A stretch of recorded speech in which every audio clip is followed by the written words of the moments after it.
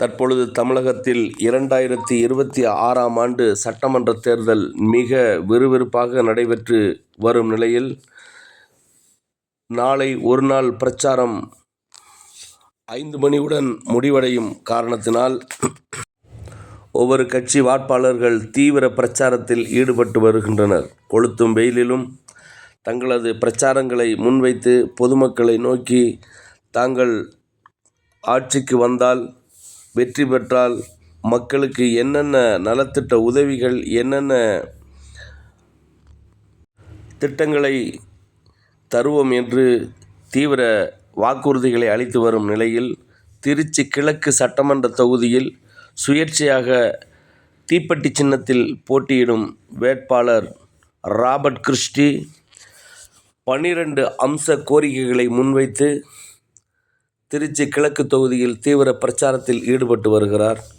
தான் வெற்றி பெற்று வந்தால் அனைவருக்கும் இலவச வீடு, தரமான கல்வி, போதை கலாச்சாரத்தில் சீரழிந்து வரும் இளைஞர்களை போதை கலாச்சாரத்திலிருந்து மீட்டு அவர்களுக்கு மறுவாழ்வு அளிக்கப்படும் என்றும், போதை கலாச்சாரத்தை முற்றிலுமாக ஒழிப்பேன் என்றும், திருச்சி மாநகரத்தை பொறுத்தவரை இதுவரை ஆண்டு வந்த 2 கட்சிகளும் திருச்சி மாநகரை சுத்தப்படுத்தவில்லை என்றும், தான் திருச்சி கிழக்கு தொகுதியில் வெற்றி பெற்றால் திருச்சி உச்சி பிள்ளையார் கோவிலை உலக சின்னமாக அறிவித்து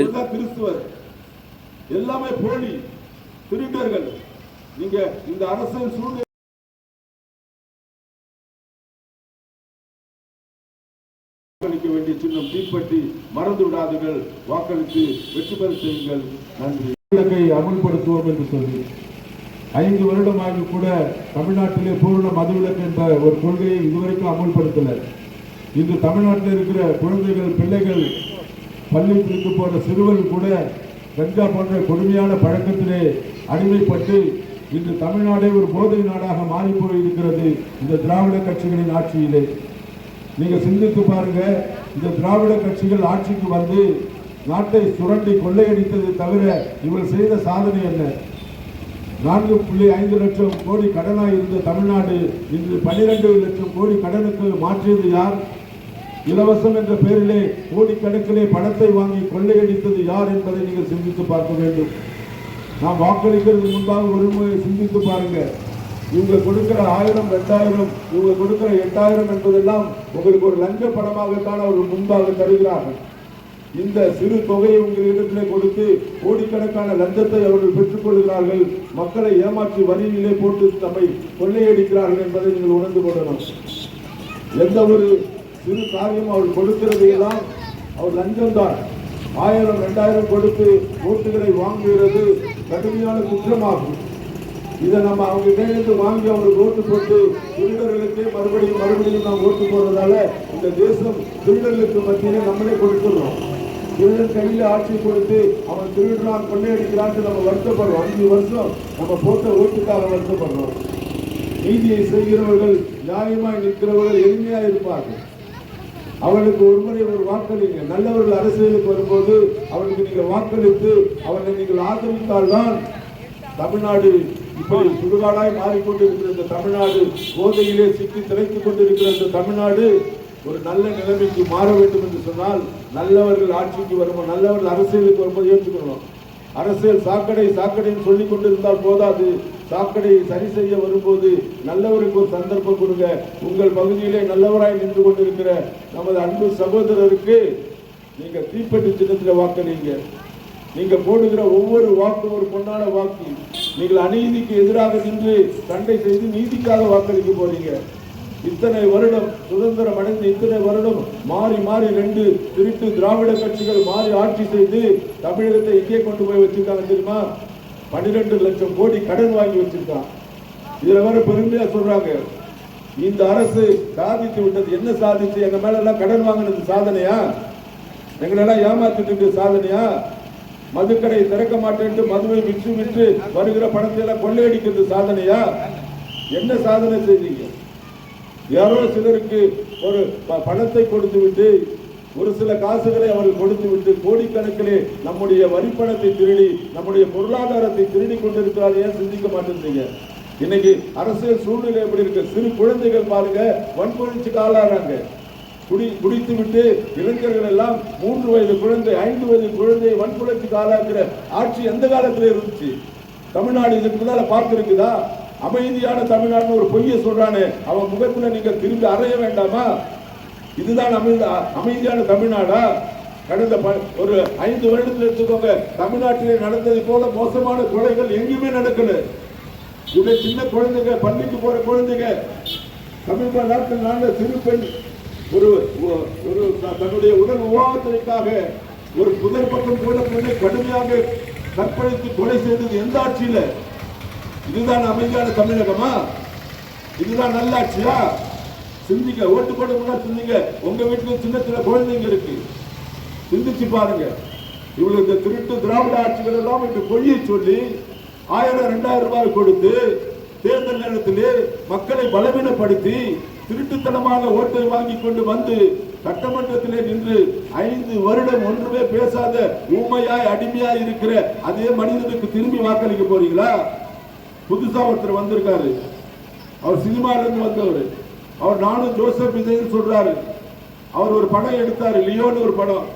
அவர் ஒரு கிறிஸ்தவனா இருந்து கொள்ளைக்காரனா இருந்து இந்து மதத்துக்கு மாறி கிறிஸ்தவனை கொலை செய்த மாதிரி ஒரு படம். இவர் தான் கிறிஸ்துவர். எல்லாமே போலி, திருடர்கள். நீங்க இந்த அரசியல் சூழ்நிலையை நீங்க நல்லா புரிஞ்சுக்கணும். ஒரு நல்லவர்கள் வரும்போது, படித்தவர்கள், பண்பாளர்கள், நேர்மையாளர்கள், நாட்டுக்காக உழைக்கணும்னு வரும்போது அவர்களுக்கு நீங்க வாக்களிக்காவிட்டா இப்படி திருடர்கள் தான் சட்டமன்றத்துக்குள்ளே நுழைந்து விடுவார்கள். தமிழகத்தை இன்னும் கேடுகட்ட நிலைக்கு கொண்டு போய் விடுவார்கள். பிரியமானவர்களே, நீங்க சிந்தித்து பார்த்து வாக்களிங்க. ஒரு ஏழ்மையான, ஒரு தாழ்மையான, உங்களுக்குள்ள இருக்கிற ராபர்ட் கிறிஸ்டி என்ற மனிதன் உங்களுக்கு மத்தியிலே ஓட்டு கேட்க வந்திருக்கிறார். தீப்பெட்டி சின்னத்திலே நீங்கள் அவர் ஆதரிப்பீர்கள் சொன்னால் ஒரு திருச்சி கிழக்கு என்பது மிக சிறப்பு பெற்ற ஒரு பகுதியாக மாறுவதற்காக திட்டங்களை வகுத்திருக்கிறார். அவருடைய கனவை நினைவாக்க, உங்கள் பகுதியை மேலும் மேன்மைப்படுத்த, திருச்சி மாநகரத்தை சிறப்புமிக்க மாகாணமாக மாற்ற இந்த அன்பு சகோதரன் வந்தால் சட்டமன்றத்திலே நின்று இந்த மதுவிலக்குக்காக கடுமையாக குரல் கொடுப்பார். எந்த ஒரு கொம்பனும் மதுவிலக்கு கொண்டு வருவதற்காக போராடுவார். அப்படிப்பட்ட குரல் சட்டமன்றத்தில் ஒலிக்க வேண்டும் என்றால் நீங்கள் வாக்களிக்க வேண்டிய சின்னம் தீப்பெட்டி. மறந்து விடாதீர்கள், வாக்களித்து வெற்றி பெற செய்யுங்கள். நன்றி. விலக்கை அமல்படுத்துவோம் என்று சொல்லி 5 வருடமாக கூட தமிழ்நாட்டிலே பூர்ண மதுவிலக்கு என்ற ஒரு கொள்கையை இதுவரைக்கும் அமல்படுத்தல.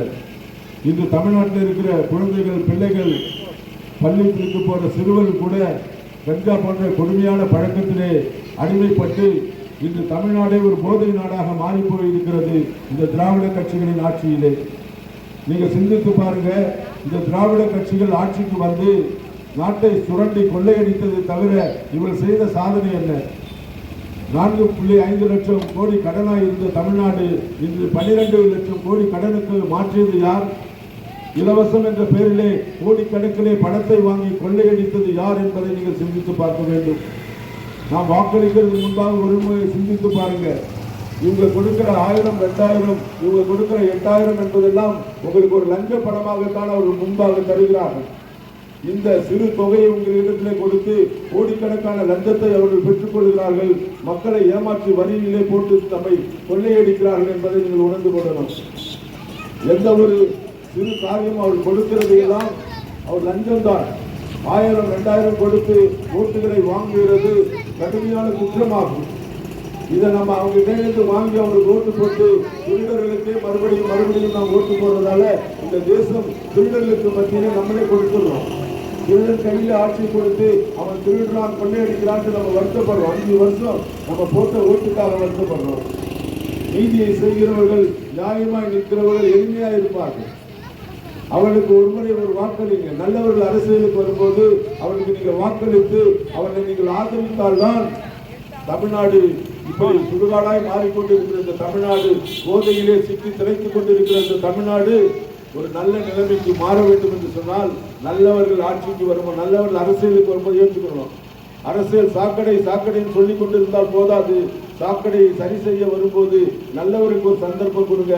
உங்கள் பகுதியிலே நல்லவராய் நின்று கொண்டிருக்கிற நமது அன்பு சகோதரருக்கு நீங்க தீப்பெட்டி சின்னத்தில் வாக்களிங்க. நீங்க போடுகிற ஒவ்வொரு வாக்கும் ஒரு பொன்னான வாக்கு. நீங்கள் அநீதிக்கு எதிராக நின்று சண்டை செய்து நீதிக்காக வாக்களிக்க போறீங்க. இத்தனை வருடம் சுதந்திரம் அடைந்து இத்தனை வருடம் மாறி மாறி 2 திருட்டு திராவிட கட்சிகள் மாறி ஆட்சி செய்து தமிழகத்தை எங்கே கொண்டு போய் வச்சிருக்காங்க தெரியுமா? 12 லட்சம் கோடி கடன் வாங்கி வச்சிருக்காங்க. இதுல வர பெருமையா சொல்றாங்க, இந்த அரசு சாதித்து விட்டது. என்ன சாதித்து? எங்க மேல எல்லாம் கடன் வாங்கினது சாதனையா? எங்களெல்லாம் ஏமாத்திட்டு சாதனையா? மதுக்கடை திறக்க மாட்டேன்ட்டு மதுவை விற்று வருகிற பணத்தை எல்லாம் கொள்ளையடிக்கிறது சாதனையா? என்ன சாதனை செய்தீங்க? யாரோ சிலருக்கு ஒரு பணத்தை கொடுத்து விட்டு, ஒரு சில காசுகளை அவர்கள் கொடுத்து விட்டு கோடிக்கணக்கிலே நம்முடைய வரிப்பணத்தை திருடி நம்முடைய பொருளாதாரத்தை திருடி கொண்டிருக்கிறார். ஏன் சிந்திக்க மாட்டேன்றீங்க? இன்னைக்கு அரசியல் சூழ்நிலை எப்படி இருக்கு? சிறு குழந்தைகள் பாருங்க வன்புணர்ச்சிக்கு ஆளாறாங்க. குடித்து விட்டு இளைஞர்கள் எல்லாம் 3 வயது குழந்தை 5 வயது குழந்தை வன்புணர்ச்சிக்கு ஆளாக்குற ஆட்சி எந்த காலத்துல இருந்துச்சு? தமிழ்நாடு இதுக்கு முன்னால பார்த்திருக்குதா? அமைதியான தமிழ்நாடுன்னு ஒரு பொய்யை சொல்றானே, அவன் முகத்துல நீங்க திரும்பி அறைய வேண்டாமா? இதுதான் அமைதியான தமிழ்நாடா? கடந்த ஒரு 5 வருடத்தில் எடுத்துக்கோங்க, தமிழ்நாட்டிலே நடந்ததை போல மோசமான கொலைகள் எங்கேயுமே நடக்கல. சின்ன குழந்தைங்க, பள்ளிக்கு போற குழந்தைங்க, சமீப நாட்கள் நாங்க சிறு பெண் ஒரு தன்னுடைய உடல் உபாவத்திற்காக ஒரு புதர் பக்கம் கூட பெண்ணை கடுமையாக கற்பழித்து கொலை செய்தது எந்த ஆட்சியில? இதுதான் அமைதியான தமிழகமா? இதுதான் நல்லாட்சியா? சிந்திங்க. ஓட்டு போட முன்னாடி சிந்திங்க. உங்க வீட்டுல சின்ன சின்ன குழந்தைங்க இருக்கு, சிந்திச்சு பாருங்க. இவ்வளவு இந்த திருட்டு திராவிட ஆட்சிகள் எல்லாம் இன்று பொய்யை சொல்லி 1000 2000 ரூபாய் கொடுத்து தேர்தல் நேரத்திலே மக்களை பலவீனப்படுத்தி திருட்டுத்தனமாக ஓட்டை வாங்கி கொண்டு வந்து சட்டமன்றத்திலே நின்று 5 வருடம் ஒன்றுமே பேசாத ஊமையாய் அடிமையாய் இருக்கிற அதே மனிதனுக்கு திரும்பி வாக்களிக்க போறீங்களா? புதுசா ஒருத்தர் வந்திருக்காரு, அவர் சினிமால இருந்து வந்தவர். அவர் நானும் ஜோசப் விஜய் சொல்றாரு. அவர் ஒரு படம் எடுத்தாரு, லியோன்னு ஒரு படம். அவர் ஒரு கிறிஸ்தவனா இருந்து கொள்ளைக்காரனா இருந்து இந்து மதத்துக்கு மாறி கிறிஸ்தவனை கொலை செய்த மாதிரி ஒரு படம். இவர் தான் கிறிஸ்துவர். எல்லாமே போலி, திருடர்கள். நீங்க இந்த அரசியல் சூழ்நிலையை நீங்க நல்லா புரிஞ்சுக்கணும். ஒரு நல்லவர்கள் வரும்போது, படித்தவர்கள், பண்பாளர்கள், நேர்மையாளர்கள், நாட்டுக்காக உழைக்கணும்னு வரும்போது அவர்களுக்கு நீங்க வாக்களிக்காவிட்டா இப்படி திருடர்கள் தான் சட்டமன்றத்துக்குள்ளே நுழைந்து விடுவார்கள். தமிழகத்தை இன்னும் கேடுகட்ட நிலைக்கு கொண்டு போய் விடுவார்கள். பிரியமானவர்களே, நீங்க சிந்தித்து பார்த்து வாக்களிங்க. ஒரு ஏழ்மையான, ஒரு தாழ்மையான, உங்களுக்குள்ள இருக்கிற ராபர்ட் கிறிஸ்டி என்ற மனிதன் உங்களுக்கு மத்தியிலே ஓட்டு கேட்க வந்திருக்கிறார். தீப்பெட்டி சின்னத்திலே நீங்கள் அவர் ஆதரிப்பில்லைன்னு சொன்னால், ஒரு திருச்சி கிழக்கு என்பது மிக சிறப்பு பெற்ற ஒரு பகுதியாக மாறுவதற்காக திட்டங்களை வகுத்திருக்கிறார். அவருடைய கனவை நினைவாக்க, உங்கள் பகுதியை மேலும் மேன்மைப்படுத்த, திருச்சி மாநகரத்தை சிறப்புமிக்க மாகாணமாக மாற்ற இந்த அன்பு சகோதரன் வந்தால் சட்டமன்றத்திலே நின்று இந்த மதுவிலக்குக்காக கடுமையாக குரல் கொடுப்பார். எந்த ஒரு கொம்பனும் மதுவிலக்கு கொண்டு வருவதற்காக போராடுவார். அப்படிப்பட்ட குரல் சட்டமன்றத்தில் ஒலிக்க வேண்டும் என்றால் நீங்கள் வாக்களிக்க வேண்டிய சின்னம் தீப்பெட்டி. மறந்து விடாதீர்கள். வாக்களித்து வெற்றி பெற செய்யுங்கள். நன்றி.